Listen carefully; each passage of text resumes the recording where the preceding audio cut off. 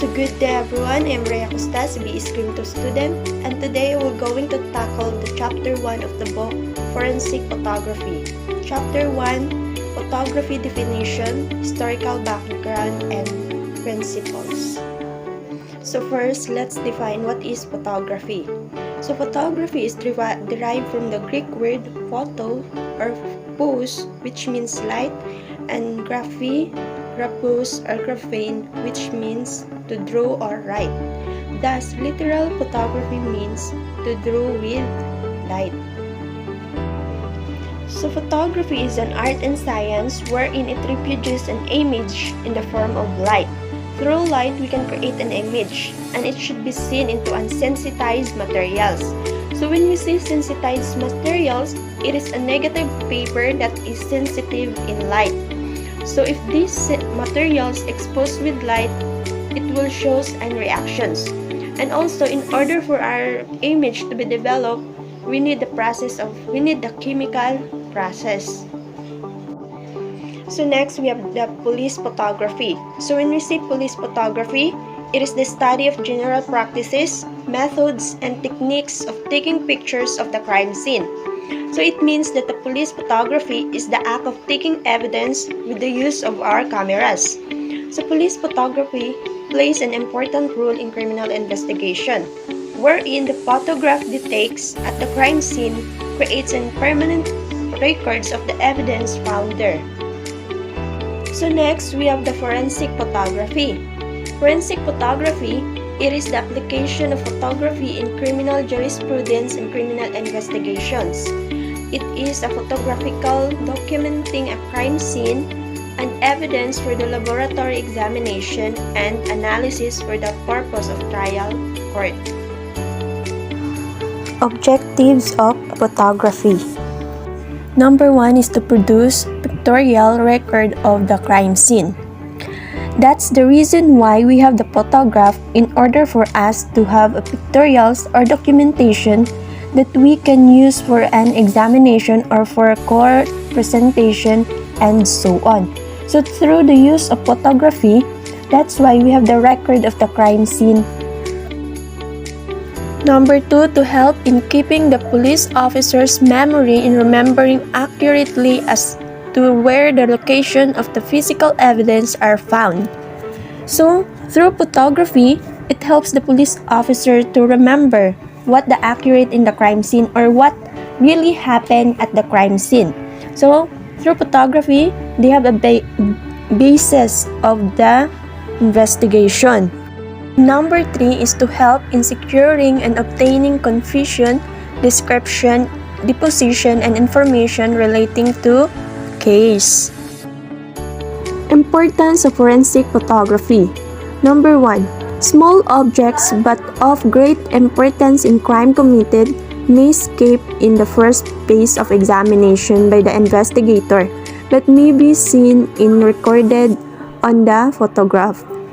Number 2. A good photographer of the scene is a permanent record which is always available, especially in court presentation, in court proceedings. Fiscals and defense lawyers have generally never visited the scene of the crime. Number 3. As a general rule, take many photographs of the crime scene and select the best. The first use of forensic photography was in the 19th century by Alphonse Bertillon. This makes him the first forensic photographer. It is said that Bertillon was the first to approach a crime scene like an investigator. Bertillon looked various shots at the crime scene. Some shots were at the distance, while others were close up. Some shots were at the ground level, while others were shots from the overhead. Today, forensic photography is used to help prosecute a crime because the photography can capture things such as evidence that can physically be collected. Photos are also useful to capture evidence that passes time restraint. For example, historical evolution of forensic photography. So we have the three basic components of photography. We have the light, equipment, and chemical. These are the person who contributed in being part in the historical evolution of the forensic photography. 1839 is generally known as the birth of photography. William Henry Fox Talbot explained a process he had invented, the collotype, at the Royal Society of London. The collotype used paper with its surface fiber impregnated with light-sensitive compounds.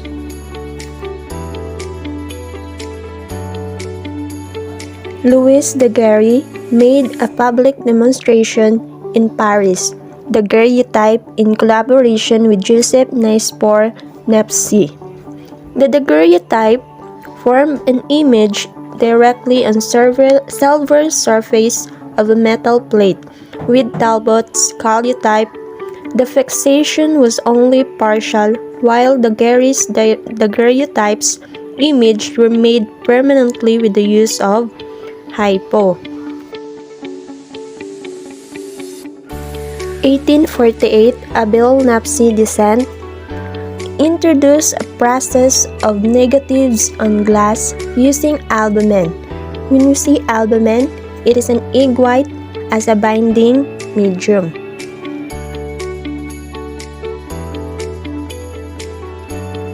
1850, Louis Desiré Blanquart introduced a printing paper coated with albumen to achieve a glossy surface.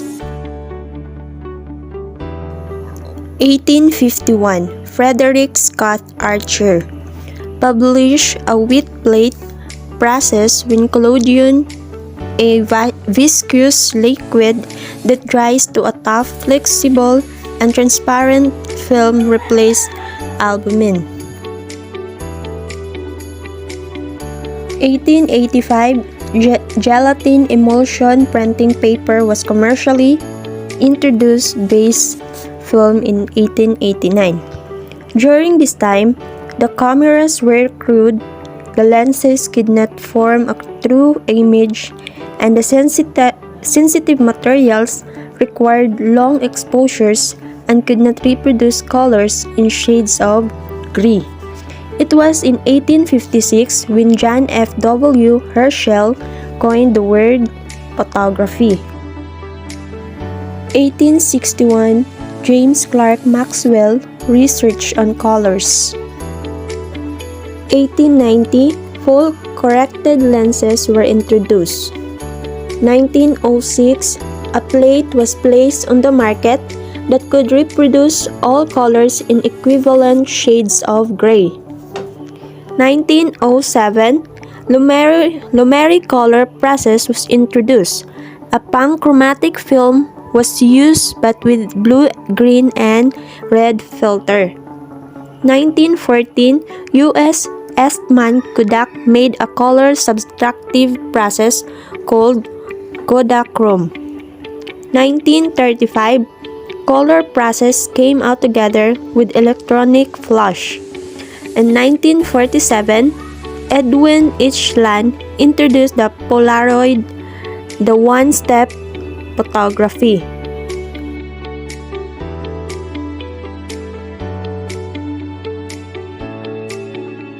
1988, the arrival of true digital cameras. The first true digital camera that recorded images as a computerized file was likely the Fuji DS-1P of 1988, which recorded to a 16 MB internal memory card that used a battery to keep the data in memory. This camera was never marketed in the USA. The first commercially available digital camera was the 1992 Kodak DCS-100. It used a 1.3 megapixel sensor and was priced at $13,000. The first consumer camera with a liquid crystal display, or LCD, On the back was the Casio QV10 in 1995. And the first camera to use compact flash was the Kodak DC-25 in 1996. In 1999, the Nikon's D1, a 2.74 megapixel camera, was the first digital SLR with a price of under $6,000. This camera also used Nikon introduced the 300-day camera, also known as Digital Rebel, a 6-pixel and the first DCSLR price under $1,000 to consumers. Camera. It collects the reflected light images and records them on light-sensitive film. The light enters the camera through an opening called a lens aperture, whether the lens is fixed, telephoto, or zoom. Collect the reflected light images to be recorded in focus on the film. The primary purpose of forensic photography is a true and accurate representation of the subject. Focusing is an integral part. Depending on the capabilities of the lens and camera being used, the focusing capabilities vary from inches to a great distance. A camera consists of 7 basic components: a viewfinder, a focusing mechanism, a shutter, an adjustable aperture, a lens, a body, and devices for controlling film alignment and advancement. Lens. The optical components of the camera is the lens. A lens is just a curved plate of glass or plastic. Its job is to take a beam of light bouncing of an object and direct them to come together to form a real image. So an image that looks just like the scene in front of the lens. The lens made up of several individual lenses, which is in essence form of compound lens. Located between the front and rear lens is aperture opening. Adjusting the aperture controls the amount of light entering the camera to be recorded on the film. The evolution of camera. Pinhole camera, invented by a Greek authority on optics in the Middle Ages who lived around 1000 AD. The camera obscura was able to explain why the images were upside down. So, for example, it is the camera obscura. It is just a box wherein it has a hole, and that hole wherein the light enters. So when we use the obscura camera, the image that captured in the hole of the camera became inverted. So actually, it is not totally a camera itself, but it is more on projectors. Next is the Daguerre and Nicephore 1837. So developed the first permanent photograph.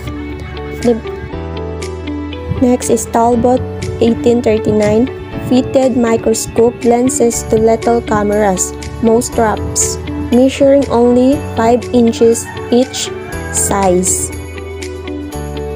Kodak Brownie popularized low-cost photography and introduced the concept of the snapshots. The Oscar Barnack 1913, in charge of research and development of LASD, decided to instigate using 35mm cine film for still cameras while attempting to build compact camera capable of making high-quality enlargement. Prototype 35mm camera 1913. Test marketed 1923 to 1924 and put into production as the Leica. Polaroid camera 1948. Edwin Land was sold to public and known as Land camera. Used a patented chemical process to produce finish positive prints from the exposed negatives in under a minute. Digital camera 1975. More features. Have home printing options, video options, can delete images, hold photos on memory card. So these are the elements considered in photography. We have light or electromagnetic radiation. So light or electromagnetic radiation is the source of it, may either be natural or artificial light. Camera, a light-tight box which may be of different type, size, and use. Sensitized materials, materials which are sensitive to light such as the films and photographic paper. Chemical process, a process in photography which involves use of chemical to develop a fixed latent prints on the film and to develop the unfixed images onto the photographic paper. The process involves time, temperature, concentration of solution, and degree of agitation. Subject or object, of course. This refers to animated and inanimated things, person, or materials which shall be the subject or the object of photography. So, criminal application. The use of forensic photography in recording a crime scene is very important and has become a steadfast part of investigation process. So without crime scene photograph, it should be hard to develop the theories, or it is in the photograph where actual crime scene can be preserved for further analysis. Almost every day, photography provides new evidence of its value as a powerful weapon in the war against crime. More and more departments are coming to realize that even in routine incidents, simple pictures taken with simple cameras can make an impressive differences in court. Furthermore, police departments are continually finding new ways to use photography both as a tool or investigation and as a means to record data quickly and accurate.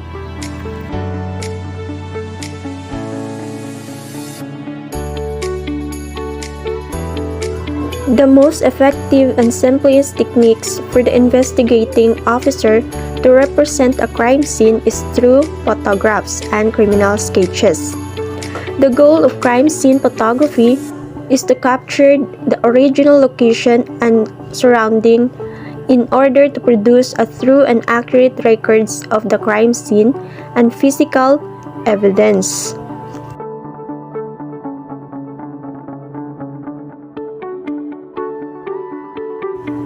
Four ways to use photography in police work. Number 1, as a means of identification. Number 2, as a method of discovering, recording, and preserving evidence. Number 3, as a way to present in the courtroom an impression of the pertinent elements of the crime. And number 4, as the training and public relations medium to police programs.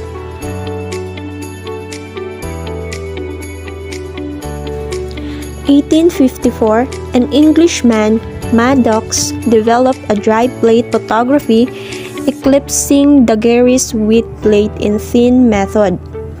This made practical and the photography of inmates for prison records. In 1959, in the United States, one of the earliest applied forensic science was in photography. It was used to demonstrate evidence in a California case. Enlarged photographs of signatures were presented in a court case involving forgery. And also in 1864, Odelberg first advocates the use of photography for the identification of criminals and the documentation of evidence at the crime scenes.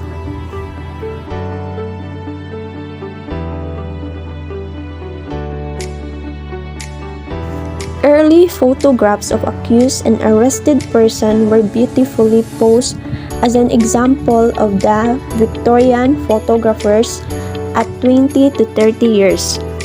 Later, every major police force in England and the United States has Rugus galleries, full face, profile, and full body shot. In Europe and United States has Rugus galleries, or the photograph of criminals became an integral part almost all police department. In 1982, Alphonse Bertillon, who initiated anthropometric measurements for personal identification, was also involved in various means of documentation by photography, which developed into a fine science for criminalistic when he photographed crime scenes and formulate a techniques of contract photography to demonstrate erasures on documents. 1902, Dr. R.A. Reis, a German scientist trained in chemistry and physics at Lausanne University in Switzerland. He contributed heavily to the use of photography in forensic science and established the world's earliest crime laboratory that serviced the academic community and the Swiss police. His interests included photography of crime scenes, corpses, and bloodstains. He made a trip to Brazil in 1913, where his experience in criminalistic was presented to the Western Hemisphere for the first time. 1910, Victor Balthazar developed a method of photographic comparison of bullets and cartridge cases, which act as an early foundation of the field of ballistics.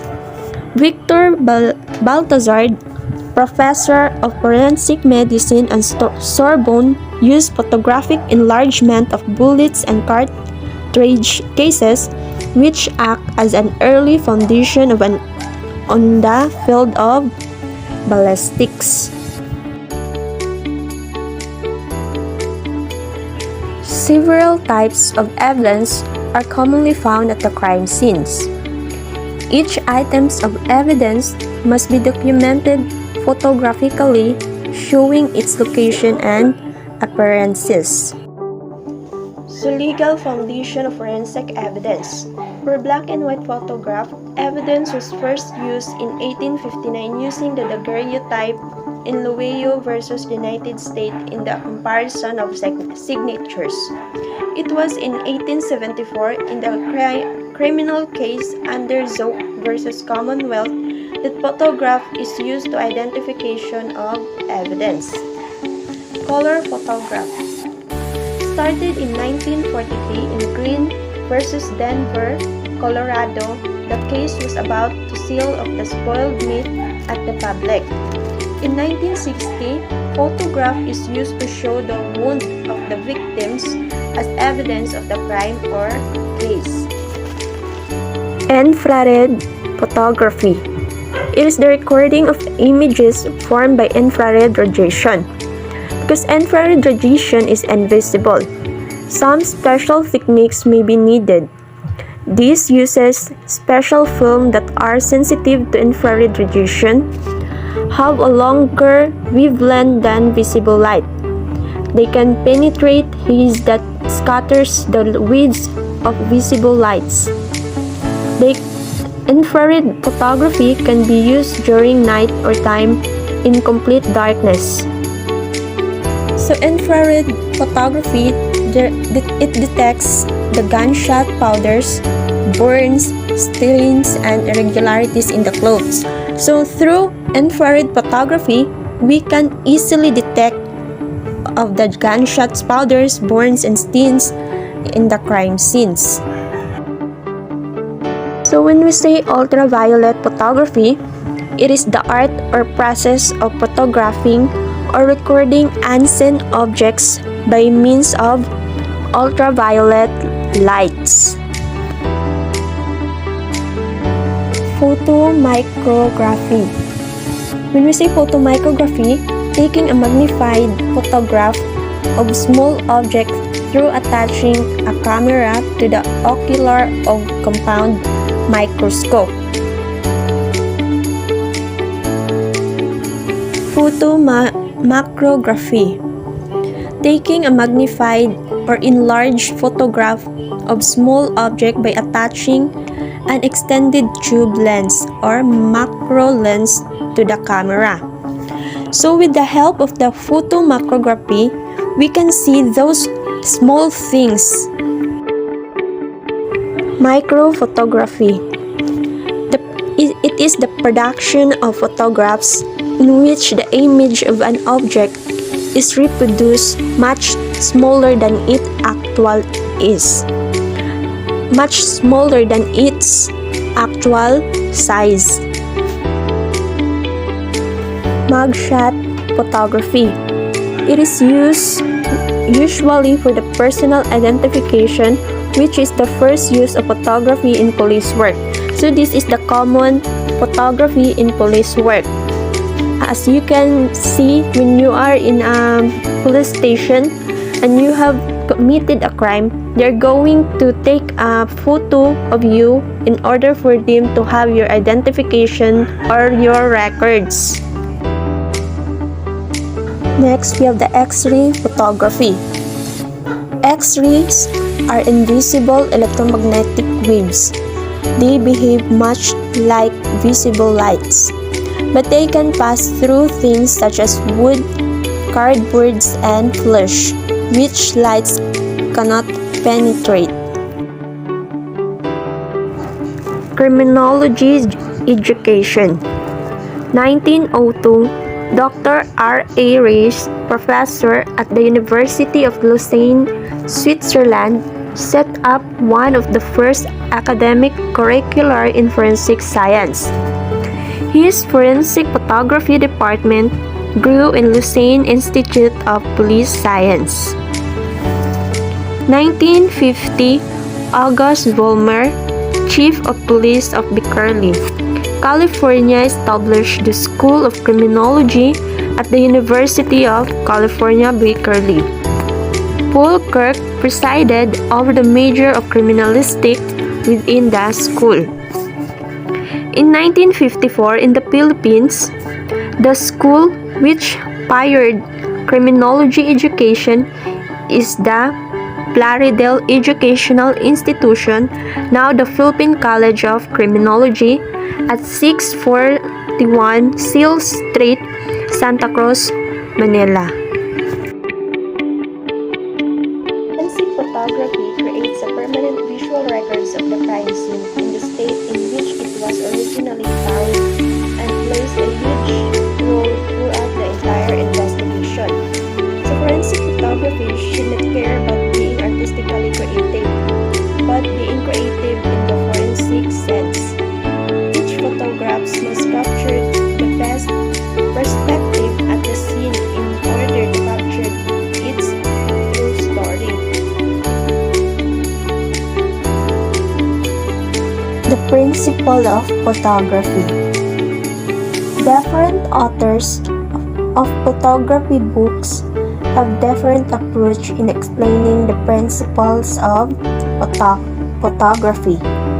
But to our mind, the one expounded by Attorney Avelino Aquino in his book Police Photography, its Principles and Practice, is the best articulated. A photograph is a mechanical and chemical result of photography. To produce a photograph, light is needed aside from synthesized materials. Lights reflected or radiated by subject must reach the synthesized materials, while all other lights must be excluded. The exclusion of all unwanted and unnecessary lights is achieved by placing the synthesized materials inside a camera. So the amount of light on the synthesized materials after exposure is not immediately visible to the eyes. To make the form image visible, it must be undergo the development process.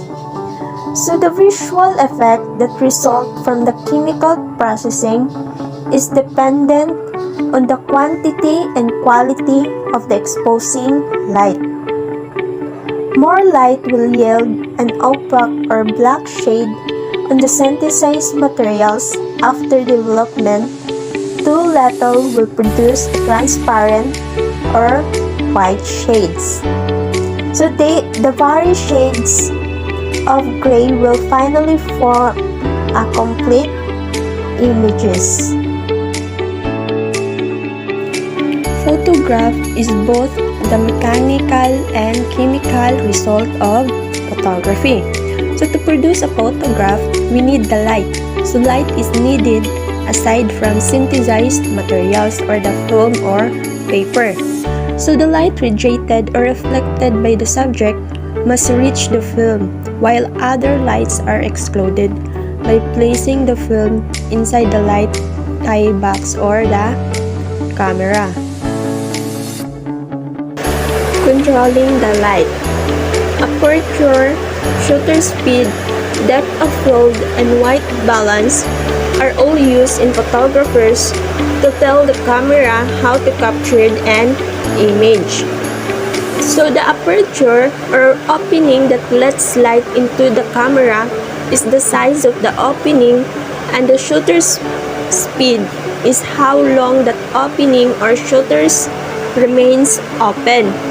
So the amount of area in front and behind or the background an object that remains focused is refers to a depth of field. And finally, white balance permits the camera to capture the correct light temperature, resulting in accurate portrayals of color tones of the objects in the shoot. The aperture doesn't work alone. However, the shutter speed is responsible for exposure too. It controls the amount of time light is allowed to reach the film. So when we see shutter is used to allow light to enter through the lens and reach the film of a predetermined interval of time. So which light is again blocked off from the film. So shutter speed is measured in fractions of a seconds. 1/25 means 1/25 of a seconds, and 60 means 1/60. Typically, shutter speed range from 1 second to 1/1000. A shutter speed settings for a bright sunny day using an aperture of f11 might be 1/25 seconds. A cloudy day might use 1/60 seconds with the same aperture, exposing the film to light for a longer period of time. Depth of field is the distance measured from the nearest to the farthest object in the apparent sharp focus when the lens is set or focused at a particular distance. To reveal image features in gloomy or near dark situation, experienced photographer frequently use the techniques known as painting with light. So if the images is in the dark or near dark situation, so the photographer use the techniques of painting with light. So the photographer travels through the subject with the shutters open for seconds or minutes, adding light from sources such as flashlight or detachable. The usage of digital camera technology and photographers' expertise or skills are both crucial aspects of photography, because camera cannot replicate what the human eye sees. The photographer's choice of camera settings can influence what can and cannot be seen in photograph. So as a result, A skilled photographer can spot challenging lighting conditions and alter the camera settings accordingly. While following the guidelines for ensuring the authenticity and integrity of the crime scene photograph, it will be acceptable in court. So there are certain rules to be followed to obtain proper photographs of the crime scene. They are: so first, securing the scene. After the crime has been established, the scene should be secured as it is. Any relocation in the scene photograph will act as wrong evidence. Second, evaluating conditions. Conditions such as light and weather should be evaluated, and any camera setting should be adjusted accordingly. Third, shooting the scene. Photographer should capture the entire scene using wide-angle shoot, followed by close-up shoot to visualize the full scene to show relationship of the evidence to the overall scene. Number 4 is the photographing the victim. So while photographing the victim, locations, injuries, and condition of victim should be highlighted. Placing evidence markers. So first shoot of entire crime scene is very essential to confirm that no one has altered with the crime scene. So photographer should capture the scene with and without the evidence markers. Next is the use of special imaging techniques. So when you see imaging techniques, alternate light source such as lasers, blue or green lights, and colored filters should be used to detect fingerprints, bite marks, and footprints. Photography has always played a very important part in policing. In fact, photographs have many different functions in policing.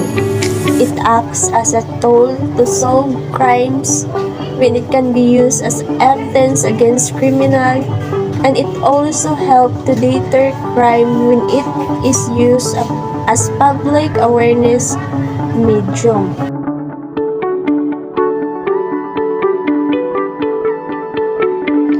The photographer must take care not to disturb the scene prior to taking photographs. Numerous photographs should be taken in order to ensure that all relevant aspects of the scene has been recorded. The crime scene must be photographed from long, medium, and close-range vantage points. Each stages of the commission of the crime must be treated and photographed historically.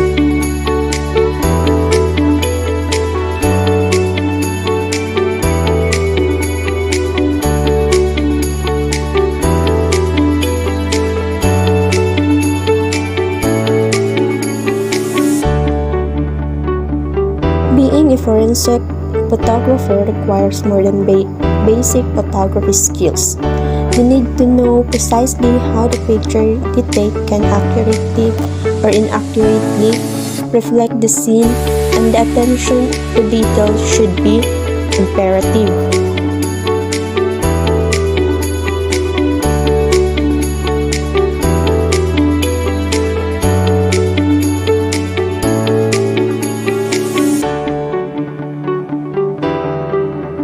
The photographs were not considered evidence in themselves earlier, but to provide visual documentation of the scene and location of the evidence within the scene. Photographs taken at the crime scene allowed us to recreate that scene for later analysis or for the use in the courtroom. The two most important aspects of photography are the use of digital camera equipments and training or skills of photographer. Since camera cannot produce the same view that the human eye sees, it's the photographer use the camera settings that can affect what can or cannot be seen in the photograph. Therefore, A trained photographer recognizes difficult lighting situation and adjusts the camera settings accordingly. While by following the guidelines for accuracy and integrity of the crime scene, photograph shall become admissible to present it at the court law.